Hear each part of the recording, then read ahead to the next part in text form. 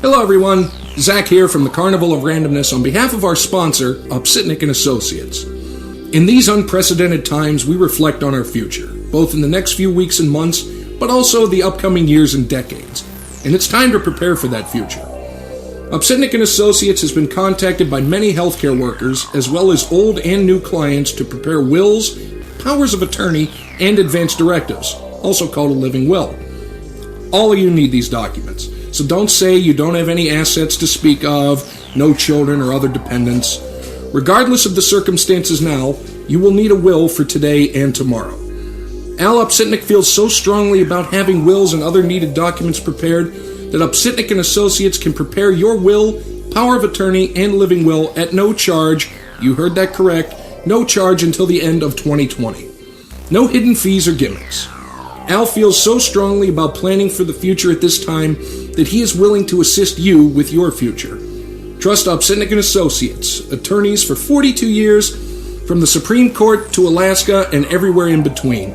You can find them online, upsitnikslaw.com, on Facebook, Upsitnik & Associates, or call them toll-free 1-866-391-3299 to prepare for your future. Hey, welcome to a very heavy version of Carnival of Randomness. This is your incidental host, Rob.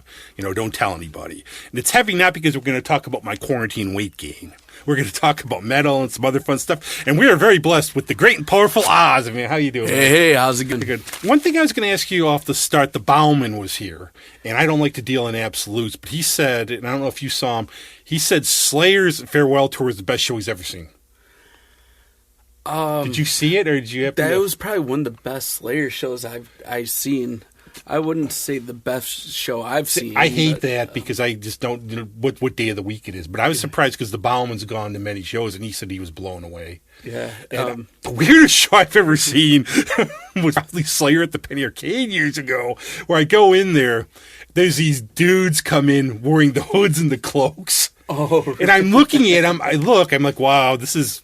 Really, I noticed one of them's got an ice cream cone is eating it.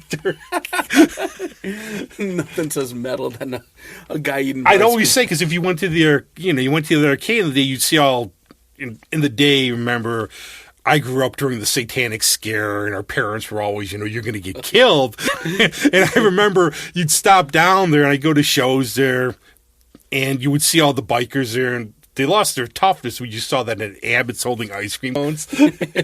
And after all the years of going there, the only time I was afraid for my life was during one show. I think it was Loudness and Keel. And I got pushed into some biker who was like 600-pound bodyguard for like some 1970s pro wrestling tag team or something. And he just looked at me, or the Lost member is ZZ Top. And he just looked at me and said, "Don't push, man." That was really my scary, but I've never really had. But we used to hear it was a scary place when we were kids and everything. It's like, but it was that good folklore when you were a kid. It was always dangerous. It was all, all these metal concerts my parents would let me go to at the War Memorial. I couldn't get any friends to go because I went to a Catholic school, and they were all, "Oh, you're going to get beat up." It's kind of funny now. That's the draw, like just that extreme, like. That feeling of like being in danger. People would lie about it too, because I had a friend who, we got jumped during a Black Sabbath show. Well, you look fine to me. Something like that. Or Ozzy was going to bite the head off an Easter bunny because you're playing here like on Easter. Oh, yeah. Stuff like that.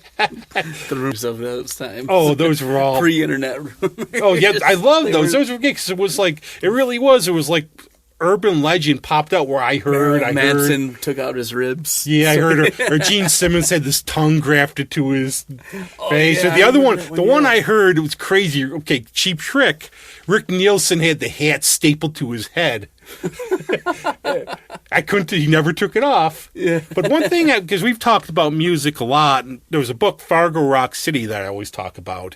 And what it is, a kid grew up in North Dakota, South Dakota, whatever the hell. But up here is South Dakota. Leave me alone. I don't look stuff up on the show. So he grew up, but he said whenever Kiss was very smart. They learned that people outside of New York and California, they want to hear music. So that's why Detroit, all these places, Wisconsin, because people would flock to them. But he said in terms of North Dakota. If there were shows, you went because there's nothing else to do. And you said, like, growing up in Batavia, when there were shows, you all went. Yeah, totally. The scene in Batavia growing up, it was just something to do. Like, there's a band playing, or usually Batavia would have, like, 6 bands playing, or so, like, it was an all-day kind of event. And you'd go and support your friend who's in an emo band. You go and support your friend who's in a punk band. You support your friend who's in a metal band. We all got along. We all supported each other. And I feel like times now where the internet kind of pushes everyone into subcategories to the point where I'm post-punk, blah, blah, blah, da, da, da, so I cannot go to this punk show over here because it's not of my punk scene or metal scene or whatever it could be. Like, I'm F-grade black metal. Like, so what? Just go to a black metal show. Well, you're black metal, but I caught you on camera and you're going on YouTube for going to that Village People tribute show.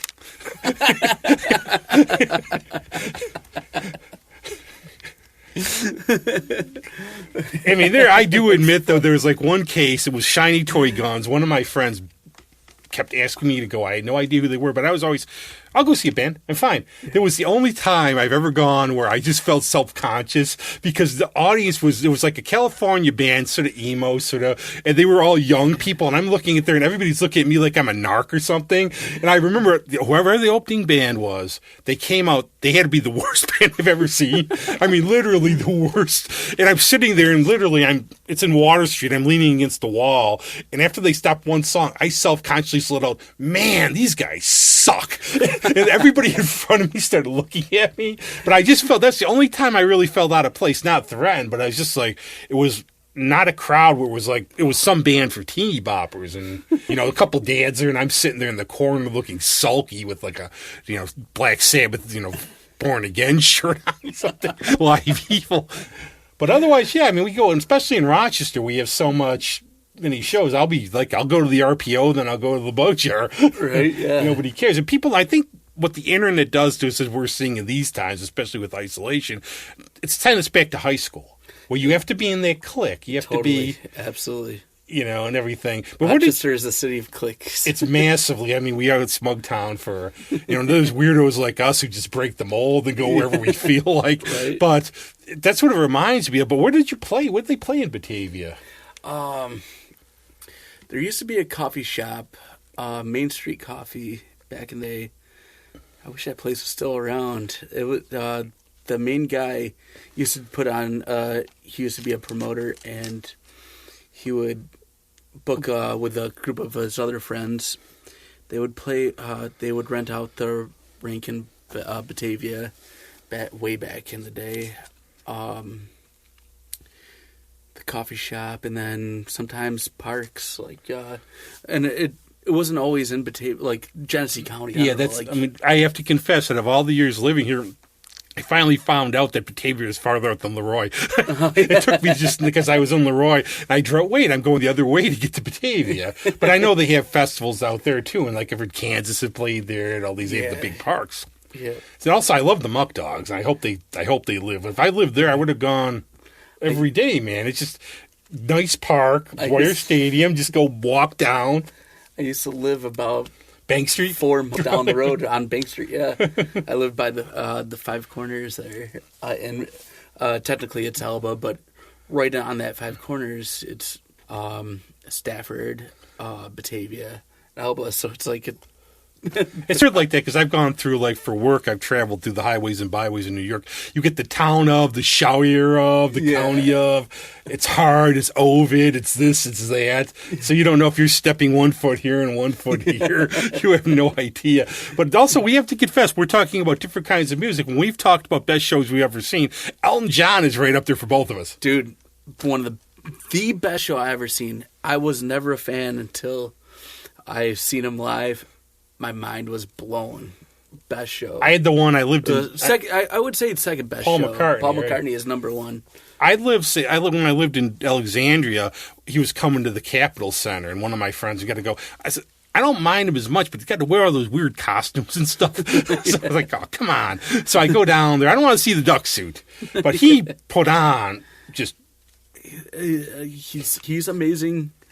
The way he plays that piano is amazing. He's surrounded with great musicians. And I'd seen too, because I'll say in terms of his keyboards, like if you go to alt country now, like the Jayhawks, a lot of these bands. Plus, I mean, he played on Ozzy's last album. They're good buddies. Yeah. And I guess Ozzy only did that album because he had the break, and I don't think he's ever going to tour again, unfortunately. Doesn't sound like it, but I guess he came in, he's friends with Ozzy, he did Ordinary Man, he played keyboards on it. Yeah. Which was awesome. Awesome, yeah.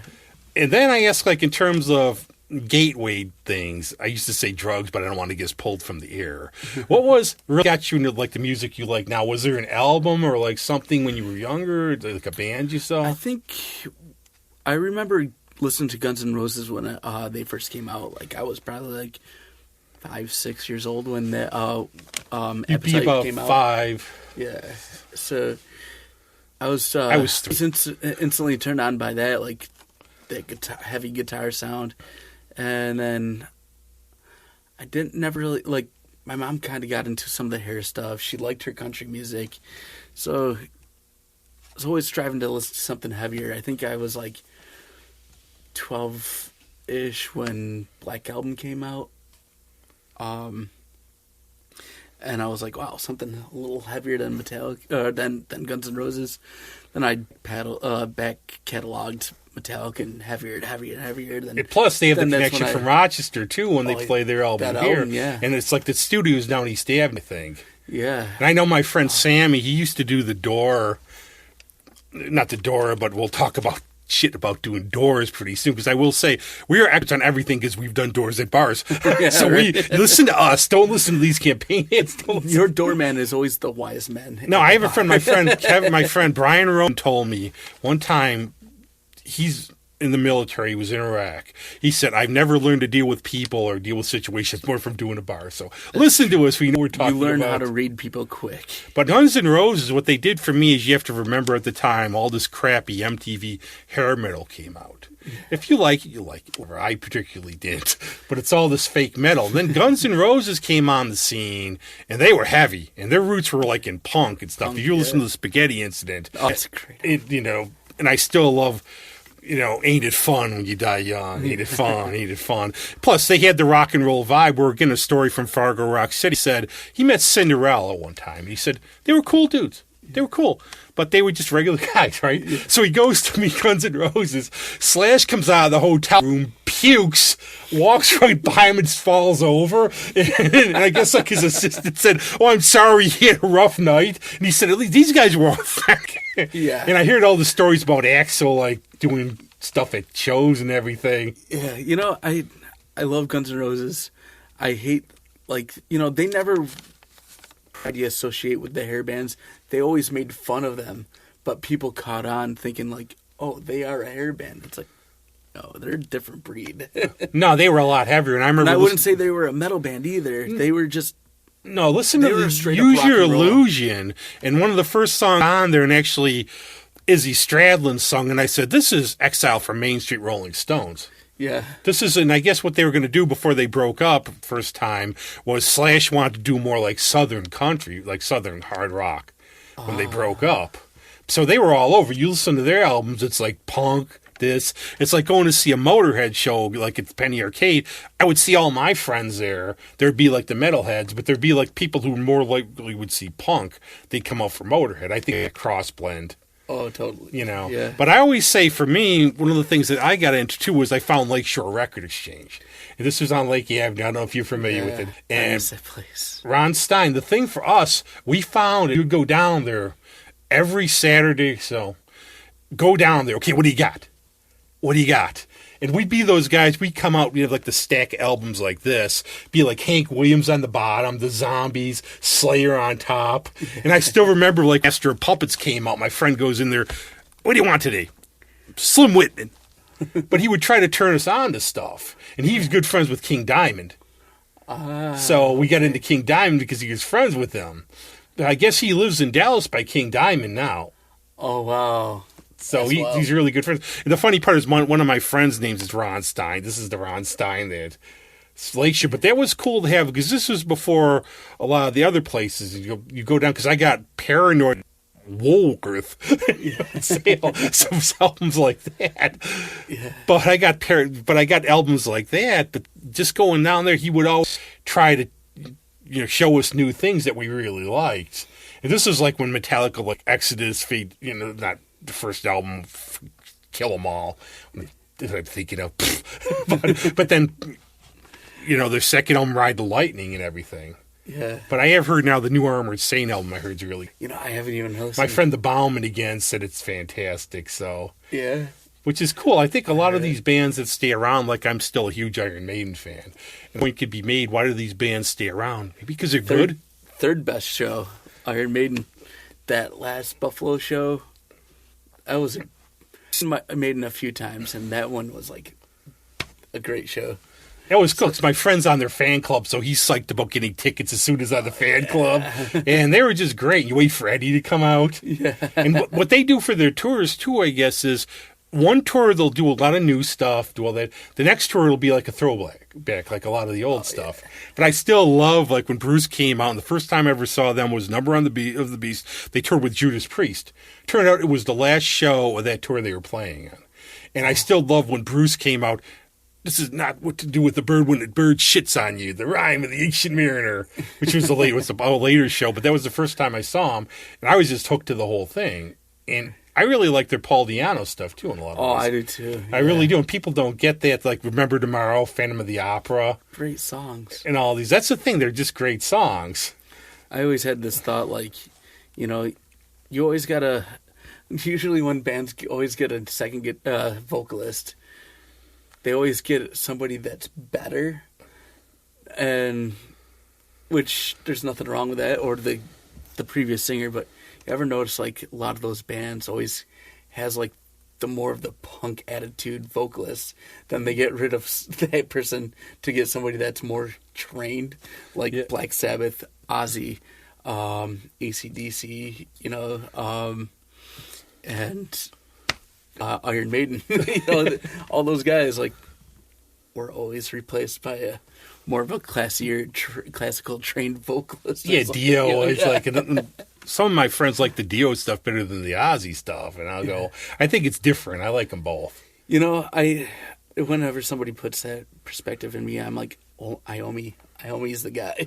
He's the guy, really. And I mean, they have Tony Martin, who was like the guy when they desperately need somebody. But what I've heard from reading Iommi's book is they're all friends. Yeah. It's just that. Well, remember the Ozzy's early tours? He would always have a midget. Ronnie, yeah, he hung him in. I saw the show. and unfortunately, Ronnie would play that guy. Ronnie the midget would play that guy where Ozzy would treat him like shit, like just kick him around or whatever. People would be like, "Why are you doing that?" He's like, "He's my midget," and then Ronnie would say, "You're right, or he's right, But, plus, also, like, Dio played in a band called Dwarf, or Elf. Yeah. So he did that, but the sad part, too, I'll always remember that. I saw the Diary of a Madman tour. It was a couple weeks after Randy Rhoads' crash. Oh, yeah. So that came, and what I've heard from reading Rudy Sarzo's book, Riding the Rails, was that we got to keep playing because of Ozzy, because he'll just go to pieces. Yeah. And when he came to town, he was sick too. I still remember his vocals, but I guess Brad Gillis was back learning things while Bernie Torm was playing. Yeah, and Rudy Sarzo's brother tried out, and Ozzy was going to pick him, but then I guess the record company already brought Bernie over. But I always think, because you think of what Randy would have done if he kept going on. He was just amazing. Yeah, Randy used to go on tour. He would get lessons at every place up until the day he died. And you know what happened at those lessons, right? He said he would go into lessons. He ended up showing them how to play. Yeah. That's what he said. He always, because I read, you should read Off the Rails sometimes. It's like, it's really, especially when he goes, but he, like Rudy said, Bernie Torm finally really clicked in Rochester. But I still, I want to punch one of my friends I know because the only footage of Randy you find it was when they played at the studios here, yeah. and that was because Ozzy it was the gig at the Auditorium Theater. I had not seen it for Blizzard of Oz. I turned out a friend of mine knew people could have got me in. He said, "I didn't know you liked Ozzy." Like, I'm showing obscene gesture now. Yeah. And I guess one of my friend met him. He said he's drinking soup. And that's what we could talk about a little because we have met some people, and I'll tell you it's a plus and minus because some people you meet are real pricks. Yeah. And other people, like Ozzy's always been known as like a sweet, just best guy. Oh, he was awesome. Meeting him, it was like God. One of my, I would have pissed my pants. Yeah. It was like one of those dream like people that I always wanted to meet and shake hands with. And I think it's also, too, sometimes you think you're going to make a dick out of yourself because even though they're people, you don't know what you're going to say. It's like you go, something. But I think he makes you feel at ease, too. I think the only time I was starstruck, and it wasn't, I feel like, starstruck, like, oh my God, I can't believe it's more or less like, I don't know what to say to this person. It was like the Fonz meeting Henry Winkler. And it was kind of like one of those like awkward like moments where it's like, I'm not talking to the guy that's I'm talking to the guy that's more like Mr. Robinson or Mr. Rogers. Like, well, I got caught with one like, so I'm helping doing the door at the Old Toe, and I find the guitarist from My Morning Jacket comes in, and people are freaking about it, right? Oh, yeah. I have no fucking clue, because this is like, what, would you say, like an emo, new wave, one of those 90s bands? Alternative rock. I think we have a technical problem. Well, a gremlin came in here from this is supposedly haunted in the studio and cut us off for a minute.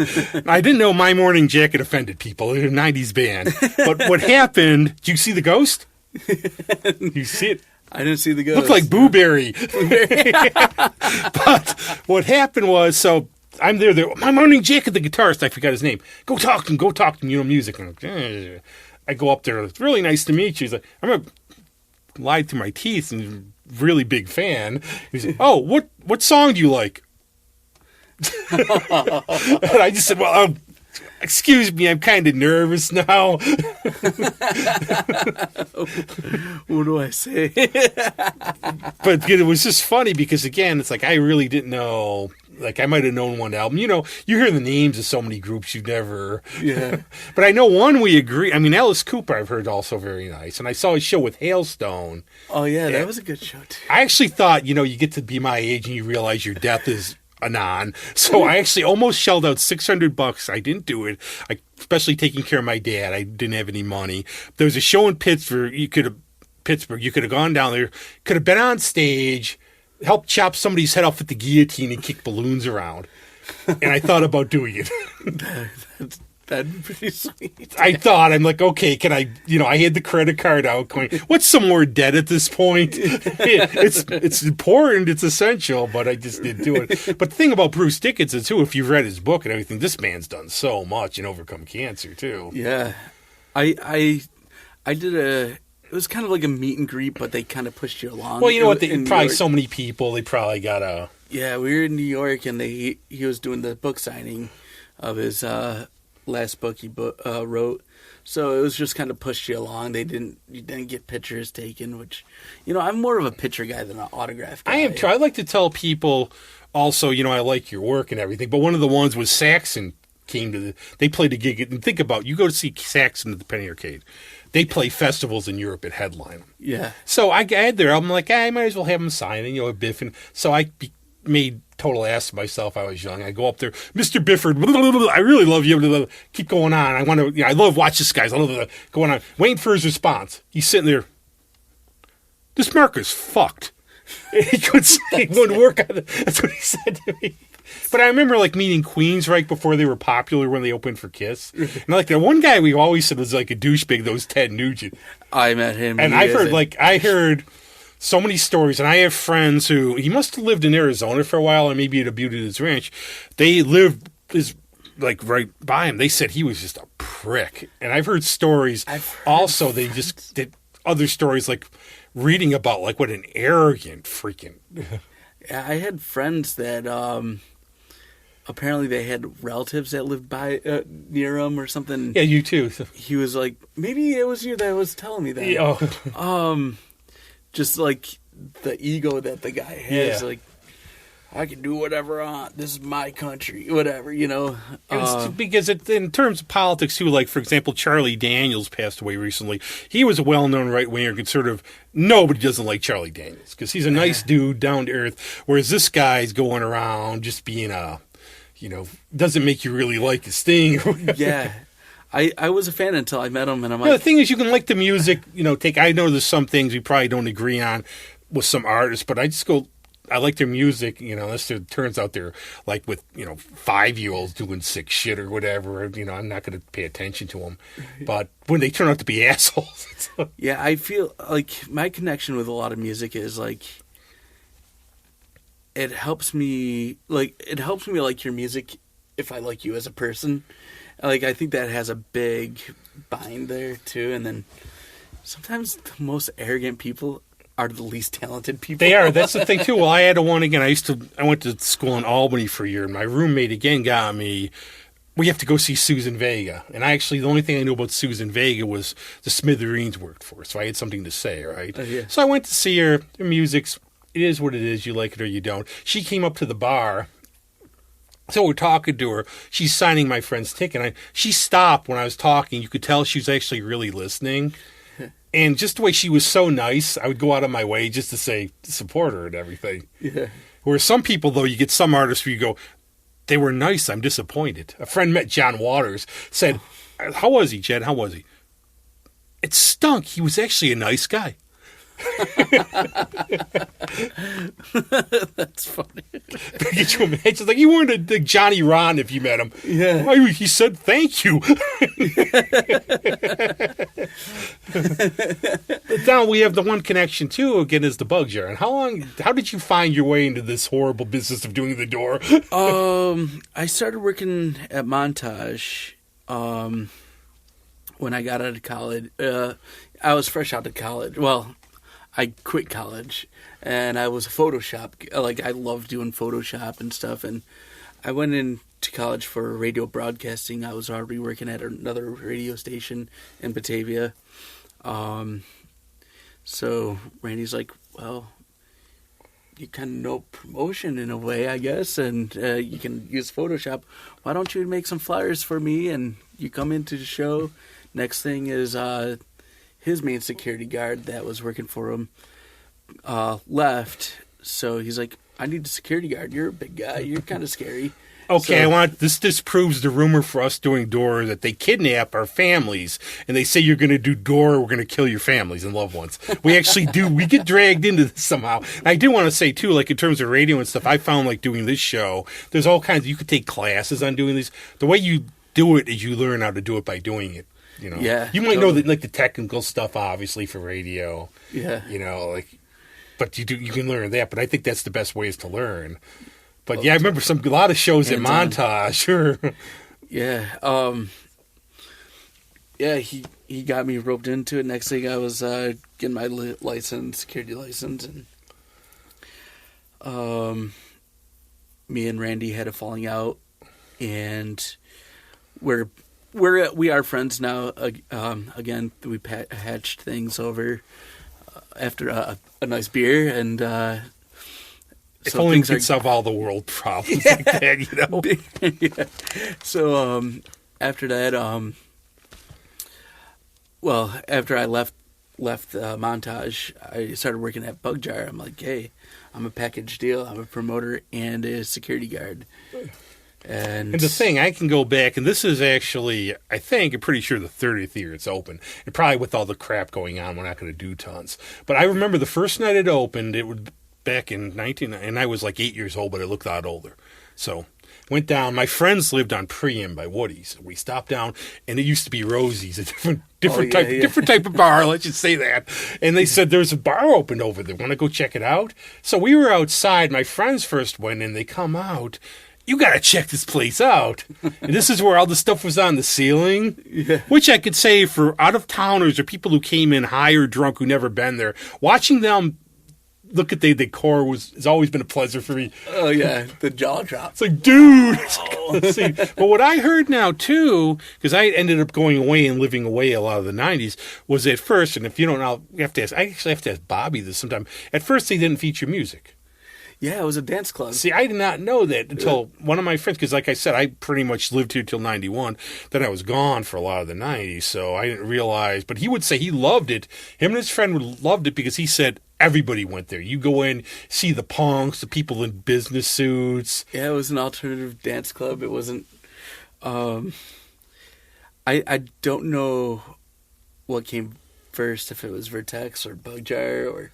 Club X. X came because I know X was on State, and I know that was probably first because that was like a little earlier. I remember because I used to hang out there. Okay, but yeah, they were all kind of similar in styles as far as like the outsider instead of going to the East Ave dance bars. You know? Yeah, and like that too. And also they used to have the Bug Fest, and the beauty of the Bug Fest, and again, I'd have to ask Bobby or somebody when they ended them, but you would go see bands before they were bands. And I'll always remember, I'll tell people the story of going to the one, I think it was very rainy, but it was at the Highland Bowl, I'm pretty sure.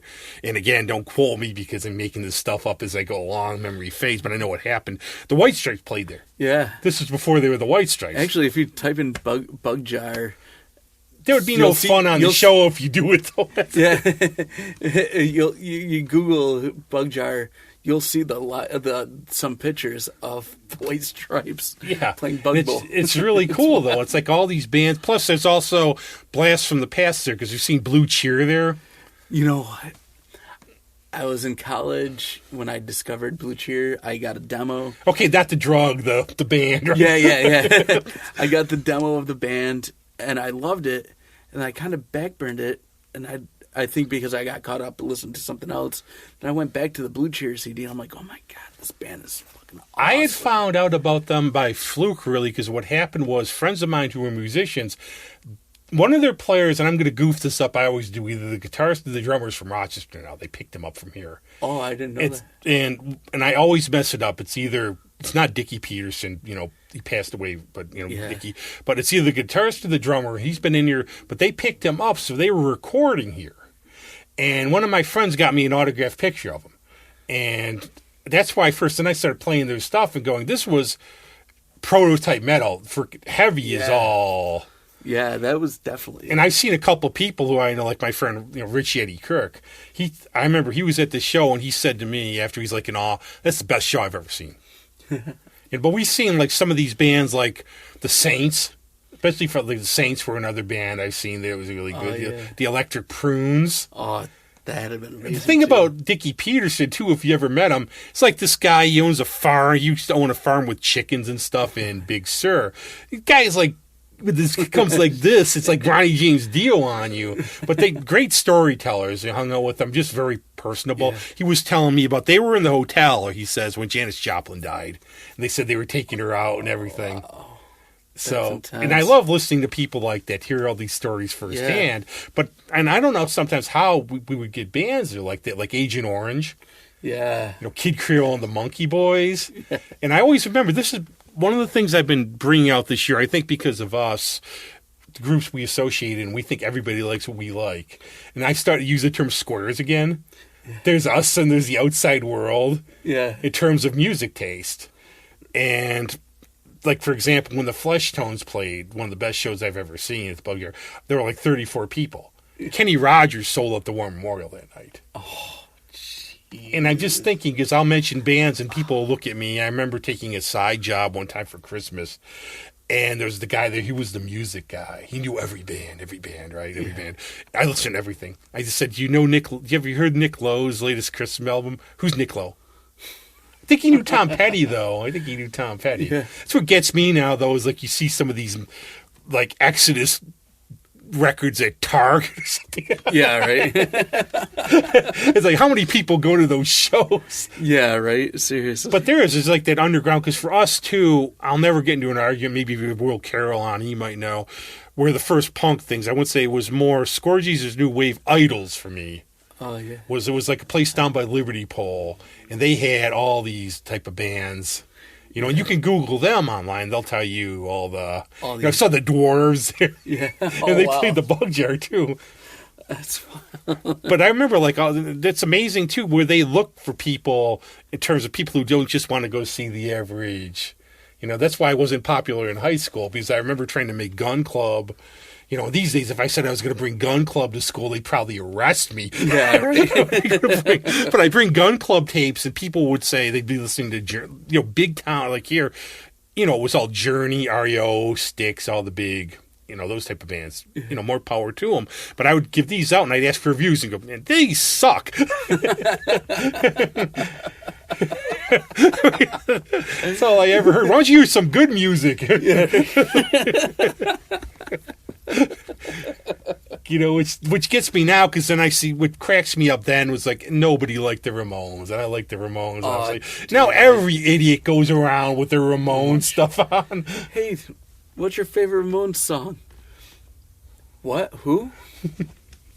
I want something to do that's my favorite, because as soon as I had the EP, first Ramones thing I ever got, it was like an EP, and it had that hang. And as soon as I heard them hanging out on 2nd Avenue eating chicken vindaloo, how do you top that freaking lyric? Yeah, right. And Richie Ramone played at Lovin' Cup, and he scorched it. Oh, yeah. Yeah, and I don't know if any of the Ramones, if they ever played at the Bug Jar or not. I just don't remember that. No, but Bobby T told me a story where that you ask him about hanging out with Joe Ramone and both being drunk, and Bobby T ended up being Joey Ramone's babysitter. I don't believe it. I do know, I know a person who worked for Elektra, and this is years ago, and I'm not going to mention the name, so it'd be fine. They used to bring, like, his drugs for him, and he was so spacey, he would give him his little thing of whatever he was taking. He'd put it in his pocket, he'd forget that he gave it to him.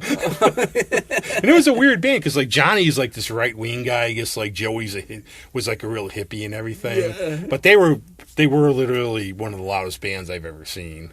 Yeah, I bet Jucifer was the loudest band I've That's what seen. we've talked about this. Yeah. I know when I went in there, I'm like, how's it going, man? I go in there. There's a lot of fucking speakers here. Oh, I think Fox 45 might have opened for them. I think they did. And they yeah. always say, I tell Amanda and all them, they're probably the loudest local band. I don't know if you would say somebody else. It's not a competition. It's just like, who would you say they're like one of the... I know a few louder bands. I think. Yeah, but they're pretty damn loud. Yeah, I mean, they're like, loud. really Yeah. loud. But they were ABBA compared to Jucifer. Right. And that was one of those, like, you saw me, I told you, I had to keep walking out because you moved plugs and everything. Yeah. I remember the first time I'd seen them, and I walked out of the other room, and not very often my ears ring, or let alone just like you're talking to a friend and you're talking to them the same level as we are, but you only hear them like this. Yeah, or it's like that weird. Then the worst is the next day when you wake up, Yeah. and everything's seashells. Yeah. Yeah. But those are the kinds. I mean, that's like they were probably the loudest. But the other thing I've always said to people, in terms of if you go to, I've been to all kinds of shows. You go to a metal show, it's probably least likely show you're ever going to get beat up at, or a punk show. Yeah. It's amazing what they say at the Bug Jar. Like, you go on East and Alexander, some guy bumps me, he's like, watch it, asshole. Yeah. You go to the Bug Jar, wow, these evil punks, they say, excuse me. Yeah. Right. I like to say metalheads and punks, we're just hippies that Look like fiends. We're like the dark hippies, you know? Yeah, everybody with their mellow dudes, and I've been to other popular shows when people, they act like assholes and everything. I don't know if people don't get the rock, but they don't get the whole thing. But it's like I feel most at home when I'm like at the Bug Jar or something, when I'm among punks and I'm among metalheads. Right. Never had problems. The only one was at one show where somebody cut the really bad fart next to me. And I tell you, this one, I don't know who did it, but one of the biggest horror stories I'll ever have from the Bug Jar is I ended up going home. I went to the bathroom. Somebody took a shit in the urinal. Oh, really? You weren't working that day, I take it. No. Actually, now that I think about it, I think I've heard something. I think my other security guard buddy was working there. And the only weird time, I had a Captain America shirt on one time. This old weird guy, I think you were there that night, he kept staring at me. He's like, will you take your shirt off and give it to me? I'm like, no. He's like, thanks for asking. I wanted to ask. Don't get those requests all the time. But I mean, we'll talk a little about doing door to some of the stories. One of the things, we had a guy at, now it's the Rose and Crown, it was Monty's Crown, some character, and I guess they caught him, was going in, as we get into like the real intellectual part of the program, was taking a shit on top of the toilet for days. And believe me, I used to clean the bar to make extra money. I enjoyed that. Yeah. But we've said, and this is a statement I'm going to steal from you. When we've done doors, if you do doors at a bar, no matter how stupid you think people are, amp it up 50 to 75%. And one of the best stories for me, you've probably gotten this a lot. ID. Do I really have to show it to you? Yes. But have you ever gotten that? Or Yes. Plenty of time? Or would you get, I have to walk all the way back to my car and there's cars across the street? Yeah. That, can I show you my ID off my phone?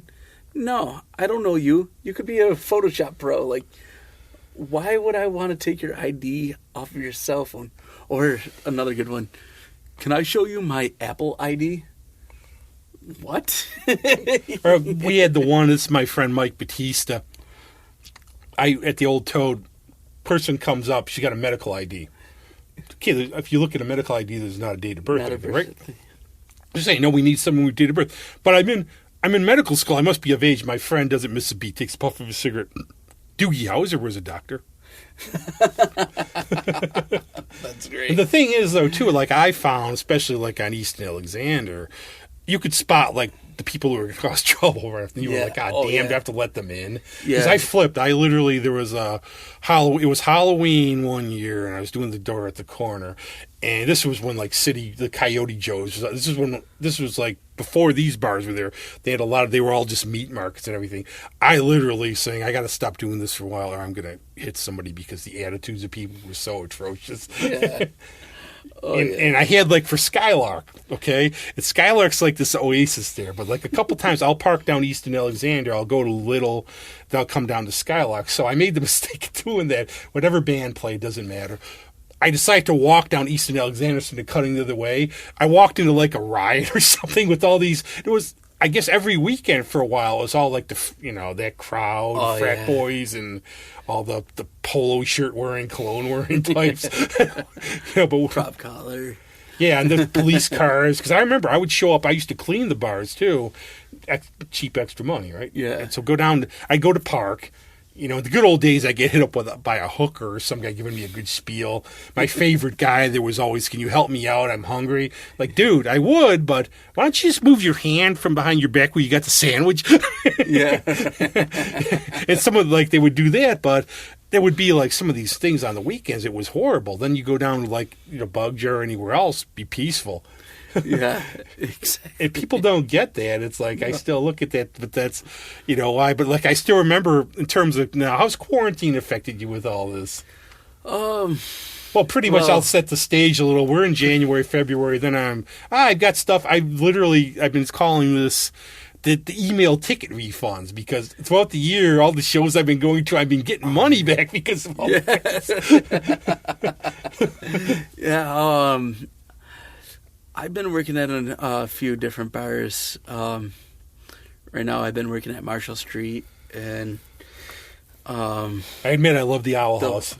Oh yeah, I love that place. Did you ever go? Like this was a couple summers ago. I used to go. Love the cauliflower thing. But it was when they were working at Marshall Street, and you got the cloud of dust flying overhead. Oh. It was just funny. It was just fun. But I used to love my friend Marissa, and I went there all the time.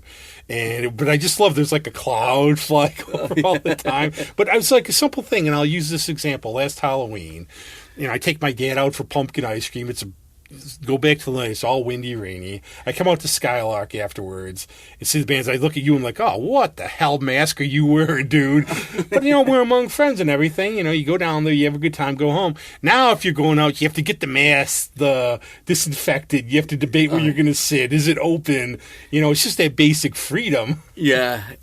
And how's it been, like, in terms of, like, what are the rules you're having to follow right now? And a lot of times the people that I deal with now, is you got to treat everyone like they're a 3-year-old and they keep forgetting to put the mask over their nose.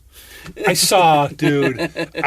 First time I've been trying to avoid this stuff because I'm paranoid enough. Yeah. But like for me, like I said, I got to go to the store. I'd write a list. I'm going to get the hell out of there as soon as possible. So I go in there and I look around and go, wow, now I know why contraception fails half the time. Because people have their thing down on their chin, their nose out. I see this dude take his mask, pull it up, honk a goober all over the one aisle and put it back on. It's like, put it over your face. Yeah. Oh, man, people are dumb. It's just unbelievable. It's not that, and I always say this, we're not going to fight about if you agree with it, does it effective or not. The way I look at it is this, again, like when we're doing doors, you want to come in the bar. It's not us telling you have to be over 21 or 18. Yeah. Unless, whatever, but it's just, they'll get in trouble. You can't let people in. So, Yeah. look, so if you're going to, understand, it's tough for the economy. Places want to stay in business. Just wear the damn mask. Yeah. Don't torment. I saw one incident at Wegmans where... It's like, damn it, I'm only coming in here to buy dog food. There were 2 women spitting at a manager and stuff. I left, so it's COVID brain, right? Yeah. I forget my wallet. So that great feeling of, just put this aside for me. Yeah. And so I go home. I live about 5 minutes away. I come back, there's 2 police cars. And I'm just thinking, dude, imagine I would freak if I was working a job like that all day in this situation. Yeah. Because, I think it was a show, it might have been a Bugberry show where this was just when this started. I went out, I came back, and it was when they had the little lines, right? So, go there, and the guy couldn't understand the idea of putting his groceries down. I don't want to put them down. It's like, chill out, dude. Just try to make it. Imagine working those jobs all day, having to put up with. That's what I always say. So I've always been, because especially when we do the jobs we do, you try, you give that extra tip because you remember what kind of hassle, people are going through there. Oh, absolutely. And I don't know if you've seen anything interesting. Yeah, not really. Nothing weird or just. I feel like now, what I deal with mostly is just the ignorance. Hey man, just follow the rules. I don't care if you're an anti-masker or you are a masker. Just follow the rules of the bar. It's not us forcing it. It's They try the to government you're trying to do the best you can, Yeah. and you don't know in this. I'm just here to enforce. You what don't the rules know are. day to day. When the chicken wing thing came out, I was just going out. Yeah. I guess all this weight I put on over the years is imaginary too from those chicken wings. But that's the thing. But it turns out you've done, and I know you're taking more time away to work with your band, but you've tried to do some booking here. Yeah. Oh yeah. And what is because I've tried in my own way, to do fundraisers and stuff. What are some of the pros and cons of dealing with this type of thing? If you're trying to book an all local show, it's hard to snag all the locals without having a national band. There's 2 different things. You could have a touring band and nobody wants to play, or all local show, no one wants to play because there's no one touring.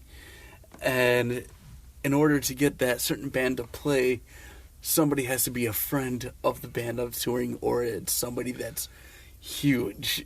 And then a lot of times it's all right, you book something huge and then you lose $300-$400 on I'm the always show. amazed. I'll give an example, I guess, Samantha Fish, who's a very good blues guitarist. Yeah. Todd Grimy, Todd Grimy. He was saying at Dinosaur, now I guess she'll sell out bigger places. He was saying that night, she's tremendous guitarist. Nobody's freaking here. Yeah. And for me, I trust you. Except for that one crappy band one time, but kidding. but I trust you. I trust my friends. If you book somebody, I'm going to say they're going to be pretty damn good, and I'm always open to new things. And people will say, "Well, I don't know them." Well, how the heck are you going to find new stuff unless you experience them? Seriously, I got my Stonecutters shirt on. And there's just awesome stuff. And you have a mix of local and national acts. Yeah. But sometimes, I'll go there. Okay, dealing with my dad. Sometimes I was tired, so back in the day with the Bugs, a lot of times the shows wouldn't start till midnight, but they start a little earlier now. But I might have to leave after, like, say, I saw a band. I knew just because dealing with my dad's dementia, I was tired. I had to get home for the caregiver had to leave. The person I babysitting my dad. You know, what are you going to do? But anyways, otherwise I'd stay out. I'd always check out the other bands. Yeah. But I remember Bobby T, the one time I saw it was a local band, and it was Bobby saying, you got to stick around for these guys. I think they're obviously not from here. But I remember the room was packed for the local band. Everybody cleared out for the national band. Yeah, I've seen that many times. I don't understand, because, I mean, you can go give them a couple songs. It's like that kid with the cereal who supposedly died of an urban myth. Oh, yeah. It's like, you may like it. Yeah. Then I'll end up going, Mikey, you won't have anything. He likes it. But then I'd always go, and then or what I would do sometimes, like if I had to go, I go buy their CDs and listen to them at home, support them somehow, get something. Yeah. Make sure I support them, because that's how they're not rich. Yeah, seriously. Like, with this whole COVID lockdown, so many bands went into debt because this is the thing that people don't realize is, like, when a band goes on tour, they're shelling out money on their own merchandise and with tour shirts. So tour shirts are always hot, and so they got to toss like over $1,000 just to put into their own merch. And then just have a whole tour cancel on them. And think about other externalities, as for example, when gas prices get jacked up and you got to go driving and everything. Yeah. But what I've also heard is, if you like a band, yes, buy a shirt. Yeah. Because I've heard that's where you really make your money, shirts, and that's what, try to help them as much as you can. I mean, I know money's tight for all of us, but you just do what you can. Yeah, the record label takes half of your money, or most of your money, and then you're spending probably like 20% of the money you spend on buying getting a shirt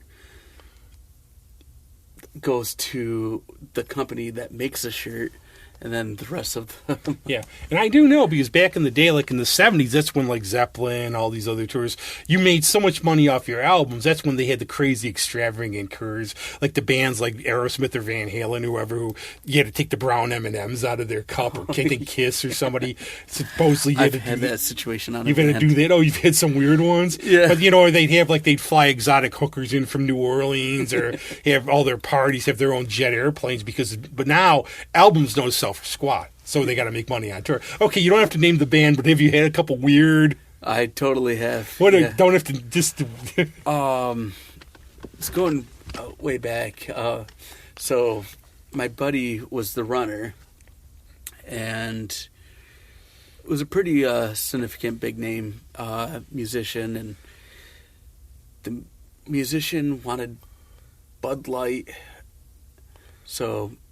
And then somehow things got mixed up and was told Bush. So he goes and grabs Bush, comes back, says, "Hey, here's your Bush." He gets so hot-headed, pissed off that he didn't get his Bud Light. He got Bush, and he's like, "What the hell is this shit? I don't drink this piss." And he bitches oh yeah, that's Bud Light's so much more high. Probably. Yeah, it's like I would have been pissed if you didn't give me Pabst. Yeah, it's like they're both shitty beers. Like, who cares? That's just like something. The only thing is, there's one. It wasn't really bad, but the McDonald's and Gates was like a big thing, right? Like everybody I knew worked there, so we would go meet them afterwards and go out, right? Yeah. So one night, I guess Joan Jett was in town. They're closed. Pulls up to the drive-thru, and like somebody orders a sundae. And like, we're closed, but Joan Jett wants a sundae. And I guess she had a thing about McDonald's sundaes. Oh, really? Yeah. That's funny. And I'm surprised like the ice cream machine worked. Yeah. But I mean, some people, it's just like the little quirks like that are kind of funny. Yeah. Oh, yeah. And how is would you say the scene's going now in terms of like metal and everything? Are we just, because I know a lot of bands haven't been able to play at all. The music scene is in dire straits. Not the band either. Yeah, right? Yeah, I mean, even before quarantine, things were really bad already. Yeah. And I get the vibe from this. I still keep a pulse, obviously, and everything. And it's getting worse. And now with this whole thing, it irks me to see the people, oh, I miss going to shows. When was the last time you've been to a show? And what always ticked me off to the end is I've tried to, like, I will buy extra CDs and give them out, and I will get the response. Right. Oh, cool band. Well, why don't you come down and see them? And what I hate the most is when you get that, well, they never show up. Yeah, right. Yeah. I'm going to go next time. I will. And then next time happens, hey, where were you? Oh, my dog was sick. Like, Yeah. Okay. And it's I like, got to work in the morning. I can't go out. yeah, I had to go. I had a couple times I was there like till 2, and I actually did a show here one time. I was in Albany seeing band. I got back at 5 in the morning. Had to come in here for like 9 o'clock. I've done those travels too. This is the thing too. Is like saying that earlier. I'm from Batavia, so I go to shows Buffalo and Rochester. I live here in Rochester now, but back then, like, I went to a show. Even if I didn't know the band, I'm still gonna go to the show because I heard about this band. And for me, like, sometimes I don't feel the same magic as out of a CD than I do at a live show. So I want to know what the band sounds like live. Sometimes live is better than the CD too. There's the inverse of that. Absolutely. And so, I'd drive in whiteouts. I had I'd drive through whiteouts for 45-minute drives, and then some of these people from the city is like, I can't even take a 5-minute walk to it. I had the one for one of the Valentine's Day massacres, and I don't live. I would say, okay, 15 to 20 minutes away, right? So I know where my friends live. At the end of Valentine's Day Massacre, I look outside and go, where the hell's my car? It was like one of those nights. Like, oh, wonderful. So I'm going to, like, so I just go slow. It's late. And I have friends freaking out. I go, dude, you got to walk around the block. Yeah, seriously. Oh, man, some of the vehicles I had didn't even Oh, have some of the heater. pieces. I had the one. We went to Toronto to see shows. We went to New York. Literally, if it would hit something, water would flow in the back seat. But it would be cool because, like, in terms of the War Memorial, then you got to remember, in those days, tickets were like, we complained when they went up to $17. Yeah. It would be, Ma, what's coming? Go down and get tickets for me. Like, who's coming this month? Just go whatever the hell it was. Mm-hmm. But I would go still. I have like a 4-hour range. I'll go see a show. Yeah.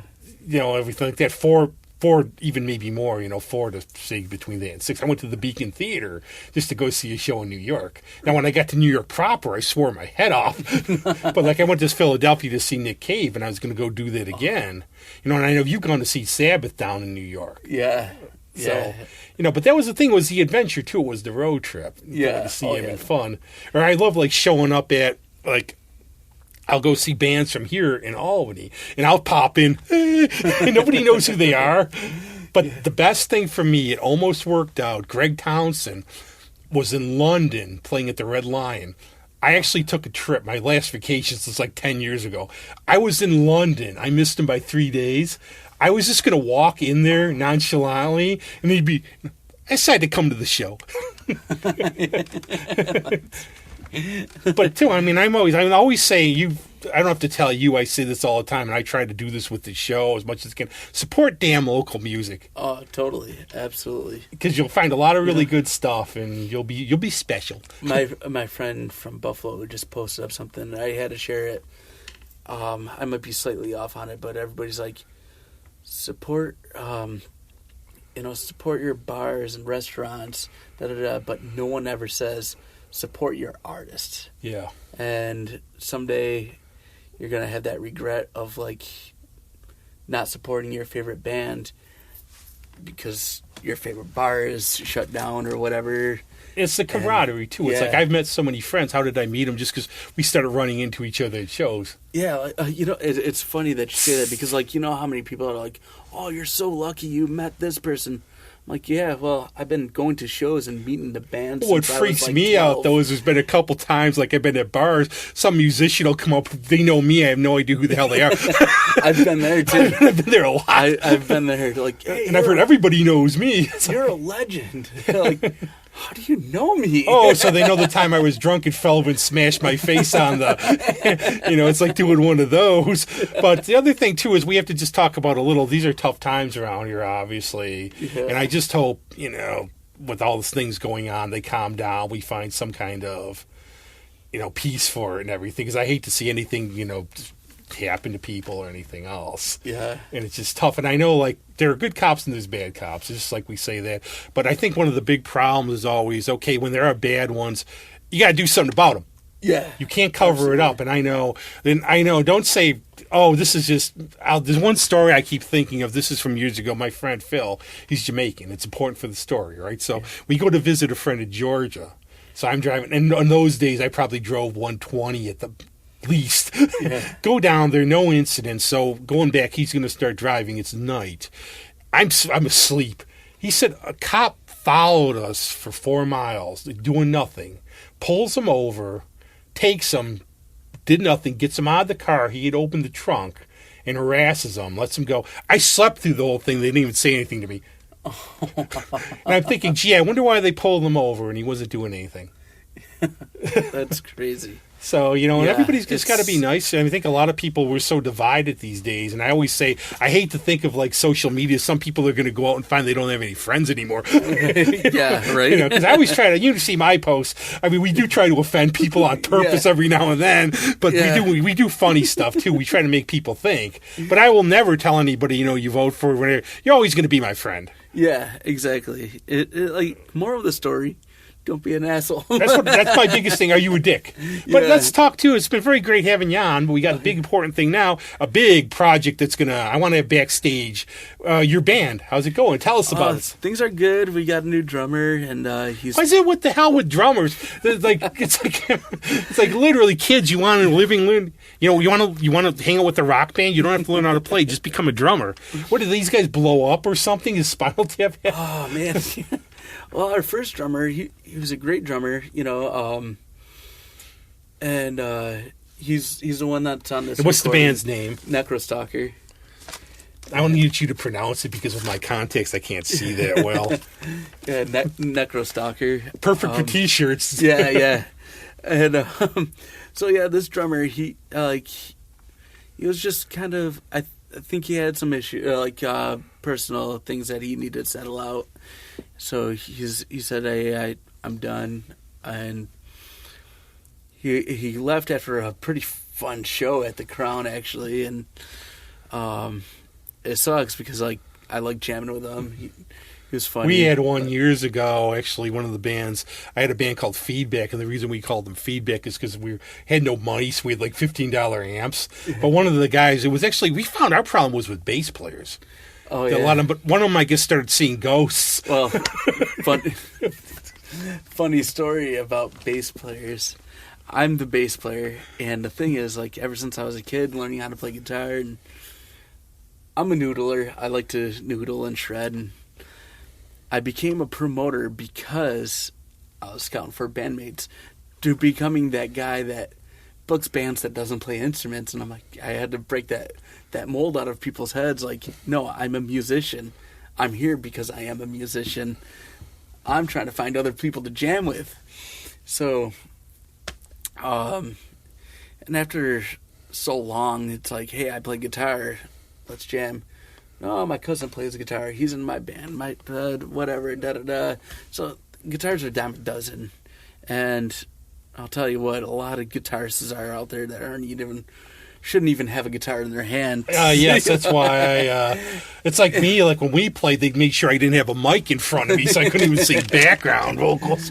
But somehow, I actually played bass too. I still have my. But somehow that guitarist is in a band, and I'm not in a band. So I'm like, well, this band doesn't have a bass player, and this band's looking for a bass player.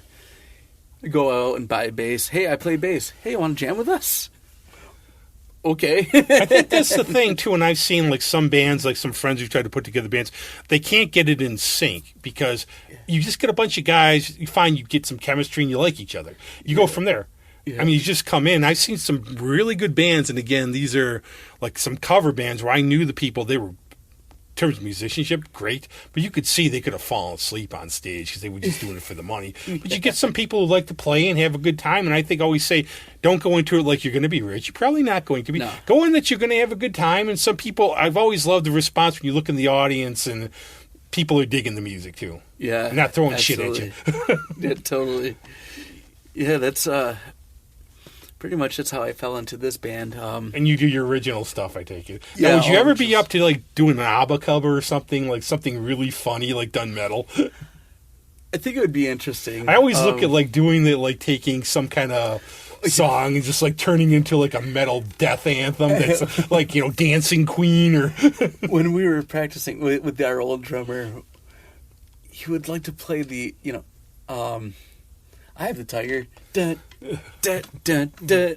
And so sometimes we would just fall into that and just start jamming that. you know what a big one is actually Stroke for drummers.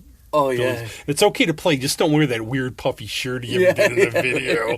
You know, that's all. we would goof around with just that beginning intro, and then we actually carried that song at least a third of the way in, and we're like, you know what, that sounded really good. We should actually cover this, but we never did. And it's funny because like our vocalist wasn't there at the time, and then we were telling him and we showed him. He's like, I'd probably be down with jamming that song, and he's the one that we would have thought like he would have turned that down. But that's the thing. And now I asked you before we start the show. There's really no updates for the bug jar or anything, so you guys just keep your eyes peeled. Yeah, more or less. I've been talking to Bobby. Bobby's pretty anxious, and I would love to, but that's the thing is I also wonder.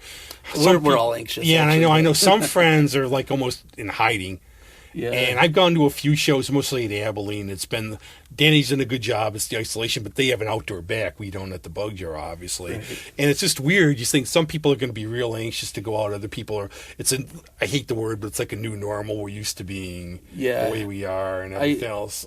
I strongly feel like when things are back to normal, there's gonna be still people that are still leery. I think so too, and I'm thinking actually. I think back into that Halloween at Skylark last year, and yeah, Halloween's it'll be different because screw it, we wore masks all year. We might as well not, But I wonder because people, it's like you get into Halloween, Christmas, and I don't want to talk about it, and I can't predict anything.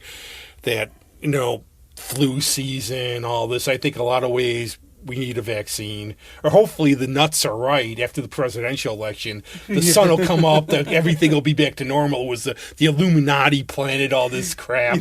I love hearing conspiracy theories. I love them too. I'm a big, but I realize they're fucking nuts. But I love the weekly. I love the Weekly World News. I love Bat Boy, but I know they're insane. I listen to I know this stuff's like Coast to Coast AM, but I love them. It cracks me up because like a lot of it's like a little too crazy, but then at some point it's like that's a good point. We'll have to see on that. Well, I think what they do, that's the problem, is there's a nugget of something that could be, but like that one site I post stuff on Facebook from exposing Satan, which I hope it's a joke. Yeah. But I just enjoy it. But there's sometimes, that's the problem, is there's like a little nugget of something, truth, but otherwise they're batshit. Yeah. Shoot. This is going back like quite a few elections back. Who was running against Bush at the time? Kerry or Gore? Gore was in Al Gore. 2000. And there was a picture of Al Gore with Anton LaVey, obviously photoshopped, but a great Photoshop, especially of that time. And my buddy, who's like this huge right-wing Christian, this guy is the Antichrist, and trying to figure out why, like, this guy's an anti. I'm like, dude, look at this. This is a Photoshop. This isn't even, like, Anton LaVey has been dead. Yeah, I mean, I think his daughter was, like, taking it over, but he's been dead for how long? Yeah, I'm not even sure. And then you look at the newsprint, and the newspaper is, like, older, like, the newsprint on the reverse side, because the sheet, you could see the back, the images on the back. The date was here, but then there's another date over here.